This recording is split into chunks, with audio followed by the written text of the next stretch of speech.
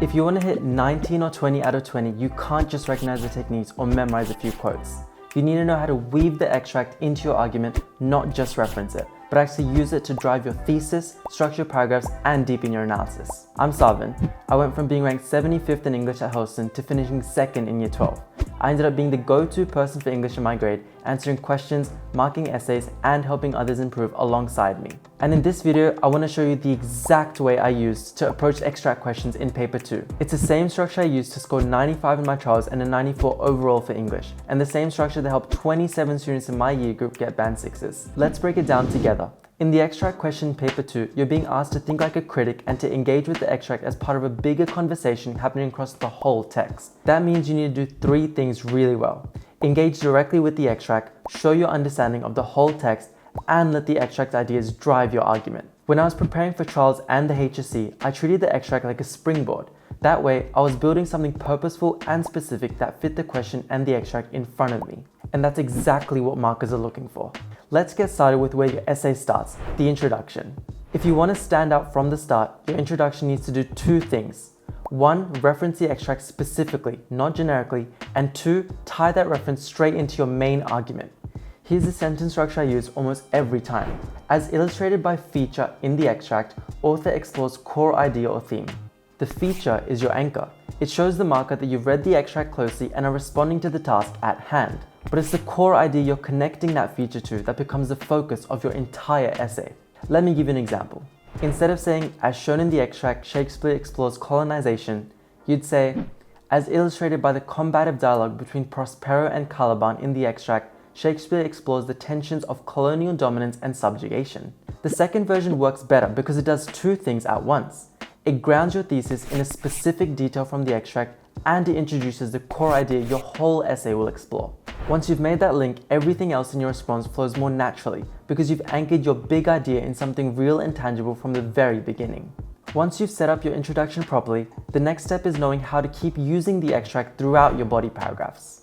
But that doesn't mean you need to force it into every sentence. You just need to use it strategically, especially in 3 key places: your topic sentence, your analysis, and your link back. Let's start with the topic sentence. Your topic sentence should always lead with a thematic idea, since that's what shapes your argument and signals to the marker what the paragraph is actually about. Here's how I usually frame mine. The extract foregrounds theme or idea. As author explores, centered on the extract's depiction of contextual or character tension, author interrogates. Here are some themes that often pull from the extract: power and dominance, justice and morality, disillusionment or loss, control, manipulation, or transformation. Here's an example. Centered on the extract's depiction of Caliban's assertiveness and Prospero's dismissal, Shakespeare interrogates the power imbalances embedded in colonial relationships. Can you see how that sentence leads with a theme, references the extract, and sets the stage for a deeper analysis? I also want to just emphasize that you should aim to match the extract to your point, not the other way around. Trying to cram all your pre-written ideas into the extract will end up sounding a bit forced. What I did instead was this. I kept my ideas flexible and used the extract to guide which ideas I'd use in my essay. So if the extract focused on a character conflict, I'd focus on ideas about power, justice, or morality. If it was a soliloquy or a turning point, I might go deeper into themes like identity, disillusionment, or redemption. And once I had the big idea for the paragraph, the next step was choosing the right quote from the extract and actually analyzing it with depth and purpose. One rule I followed was making sure that every paragraph in my essay included at least 1 direct quote from the extract, and that quote would contain a clear technique and support a conceptual idea. I'd usually structure it like something like this. This is reinforced by the extract as the technique in quote reveals. I'll show you an example from The Tempest. This is reinforced by the extract as the derogatory noun vile race in Miranda's description of Caliban reveals her internalization of colonial prejudice, a belief system inherited from Prospero rather than developed independently. See what's happening there? The technique is clear. There is a quote and the analysis focuses on learned prejudice and power systems. Here's a little mental checklist I use when analyzing quotes. What's the effect of this technique on the audience? What does it reveal about the character or relationships? What bigger theme or idea is being explored here? And how does this moment fit within the broader text? Now, before you move on to the conclusion, there is one more thing you want to do in your body paragraph, and that is linking it back to your thesis statement. Think of it like closing the loop. You've introduced the extract in your topic sentence, used it in your analysis, now you need to link it back to your central argument and show the marker that you haven't lost sight of the question. Here are a few sentence frames I kept in my toolkit.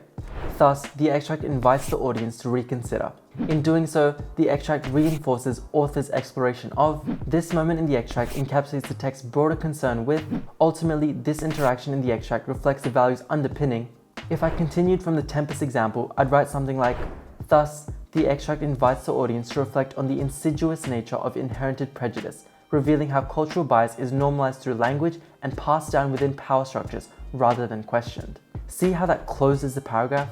Now, onto the last piece of the puzzle, the conclusion. The goal now isn't to repeat what you've said. It's to leave the marker with a final insight that shows you really what the text is doing. The best conclusions I wrote had two simple parts. One, start by circling back to the extract, and two, end with a broader takeaway or reflection. Here's how I usually began. Ultimately, the text reflects. Through this moment, author compels the audience to reconsider.